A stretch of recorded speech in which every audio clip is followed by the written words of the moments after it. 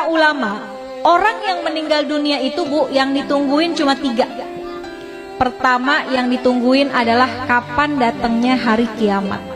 Tuh yang ditungguin sama yang udah meninggal dunia. Kalau orang yang meninggal dunia orang soleh, ahli ibadah, sekalipun wafatnya udah puluhan tahun, ratusan tahun, tapi ketika dia di dalam kubur rasanya kayak cepet banget, gak terasa. Kenapa? Karena Allah berikan hadiah kuburnya menjadi taman-taman surga. Kita berharap kita bisa model kayak begitu. Tapi sebaliknya, kalau orang yang meninggal adalah orang yang suka zalim, sama Allah gak pernah deket, sama manusia senangnya bikin permusuhan, maka sehari aja dia masuk dalam kubur, itu rasanya seperti udah puluhan tahun.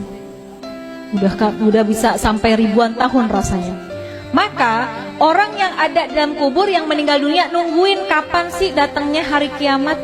Orang baik pengen buru-buru cepat supaya bisa segera masuk dan menikmati keindahan surganya Allah Subhanahu wa ta'ala. Orang-orang sebaliknya, orang-orang yang jahat, yang zalim, pengen buru-buru juga datang hari kiamat.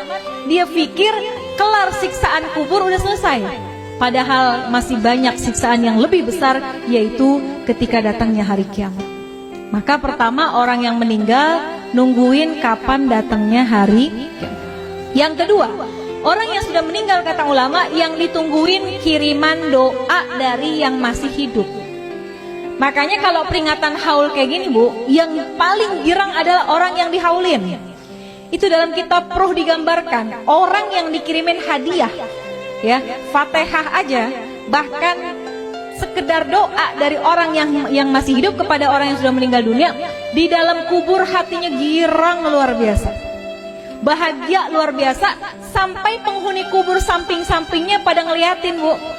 Kayak orang lagi di pesantren, ditengokin sama orang tuanya dibawain makanan, kan temen-temennya pada ngeliatin tuh ya. Tuh sama ceritanya seperti apa yang ada dalam kubur. Kalau orang tua kita dikirimin Fatihah, dikirimin doa sama anaknya, maka girang banget hati orang tua kita. Tuh penghuni kubur lainnya pada ngintip, kalau bahasa kita dikirimin apaan sih gitu ya. Maka mereka sangat menunggu kiriman doa daripada keluarganya yang masih hidup di dunia. Bahkan diceritain Bu, kalau yang ngirimin anaknya, keturunannya, itu malaikat akan membawa doanya menggunakan nampan yang terbuat dari emas. Punya nggak nampan dari emas? Nggak ada. Tapi Masya Allah, ketika kita meninggal dunia, malaikat hadirkan doa. Bisa jadi doa itu berupa ampunan, bisa jadi doa itu adalah rahmat yang dikirimkan oleh anak kita yang masih hidup di dunia. Maka yang ditunggu-tunggu itu doa. Makanya Bu, kenapa kita penting banget punya anak yang ngerti agama, supaya ketika kita meninggal dunia, Fatihah nggak lepas dari lisannya. Yasin yang dibaca dikirimkan pahalanya buat kita. Kalau anak Bu ke orang tua, kalau kata guru saya, anak ke orang tua sekalipun gak dia niatin khusus buat orang tua saya, sekalipun gak disebut, pahalanya terus dialirkan oleh Allah kepada orang tua kita yang sudah meninggal dunia. Apalagi kalau diniatkan secara khusus. Besok nih bentar lagi mau kurban ya Bu, kita boleh sedekah, pahalanya buat orang tua kita, tapi nama kurbannya adalah kita.